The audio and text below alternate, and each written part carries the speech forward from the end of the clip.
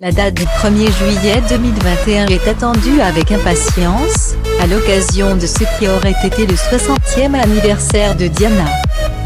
Ses fils William et Harry se réuniront à Kensington pour inaugurer une nouvelle statue. Inquiète de savoir son mari seul à cet événement majeur, Meghan Markle pourrait interrompre. On pourrait bien avoir une surprise le 1er juillet prochain, lors de l'inauguration de la statue de Diana dans les jardins de Kensington. À en croire une source du site Radar Online, citée le 14 juin 2021, Meghan Markle pourrait être présente aux côtés du prince Harry. Alors qu'elle vient de donner naissance à son deuxième enfant, une petite fille née le 4 juin et baptisée Lily Bay. La duchesse de Sussex pourrait quitter la Californie et ce, pour une seule bonne raison, soutenir son mari dans ses retrouvailles tendues avec la famille royale. Si la petite fille est trop petite pour traverser l'Atlantique, son frère Archie, 2 ans, pourrait quant à lui être de la partie. Le dernier voyage du prince Harry en Angleterre remonte au mois d'avril, lorsqu'il a pris part aux obsèques de son grand-père le prince Philippe au château de Windsor. Alors très enceinte, la duchesse de Sussex avait été contrainte de rester chez eux, à Santa Barbara, avec leur fils Archie.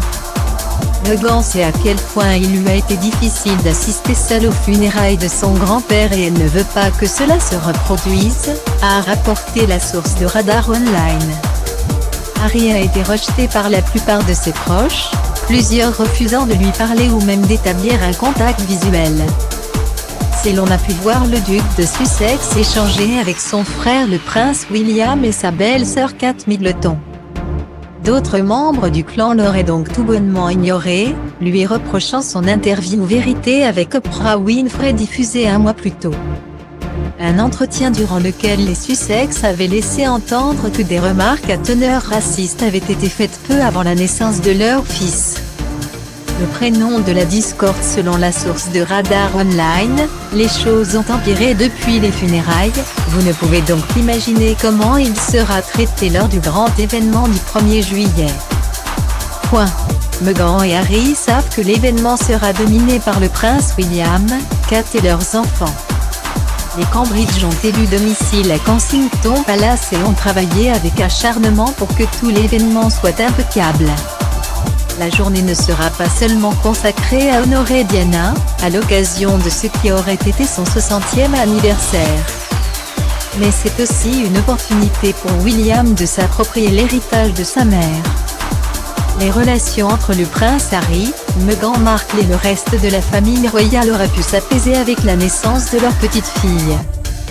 Mais choisir de l'appeler Lily Bay Lily Diana Mountbatten Windsor, en reprenant le surnom personnel que le prince Philippe donnait à la reine Elisabeth, a jeté de l'huile sur le feu. D'emblée, les Sussex et Buckingham se sont opposés sur le fait que les jeunes parents avaient ou non demandé sa permission à la reine.